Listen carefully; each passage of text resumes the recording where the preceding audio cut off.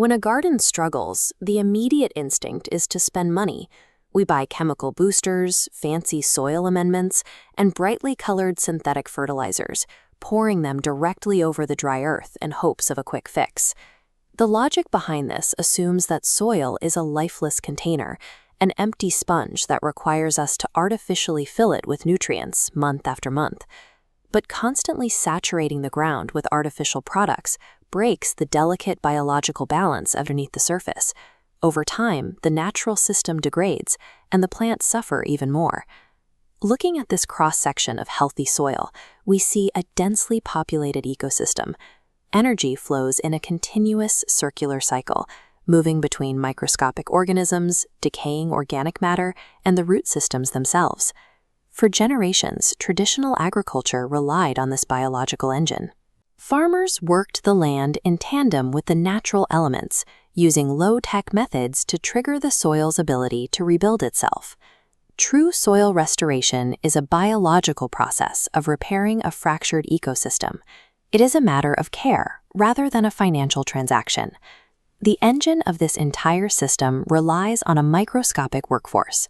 Millions of microorganisms live in the soil, and their primary job is to break down organic matter into forms that plant roots can actually absorb.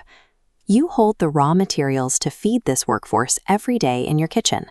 Crushed eggshells provide calcium to strengthen plant cell walls, while used coffee grounds supply nitrogen, an essential nutrient for plant growth. Instead of throwing those scraps away, composting transforms them. In this compost pile, you can see distinct layers of kitchen and yard waste breaking down.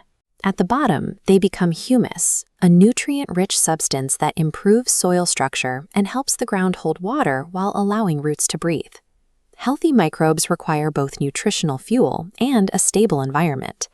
Materials like dry leaves or grass clippings act as vital infrastructure for the microbiome. Spreading this layer over the soil creates a physical shield. It blocks harsh sunlight, traps essential moisture inside, and regulates the internal temperature so the microbes stay cool and protected. Combining compost fuel with yard mulch shelter converts household waste into a self-sustaining habitat where microbial life thrives. If you grow the exact same plant in the exact same spot year after year, the ecosystem degrades.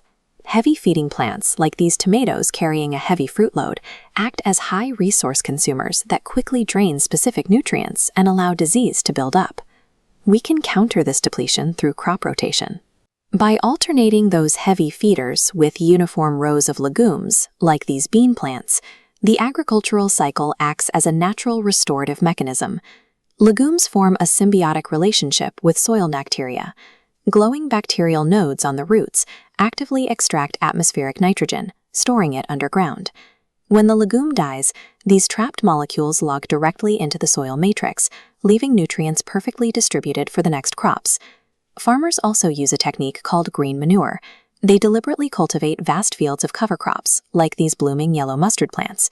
These aren't grown for harvest. They are grown entirely for their biomass, meant to be slashed and mixed back into the earth as decomposing fuel. Through these strategic planting cycles, you can literally manufacture critical chemical nutrients right on site. The process costs almost nothing, and it renders external commercial fertilizers structurally obsolete.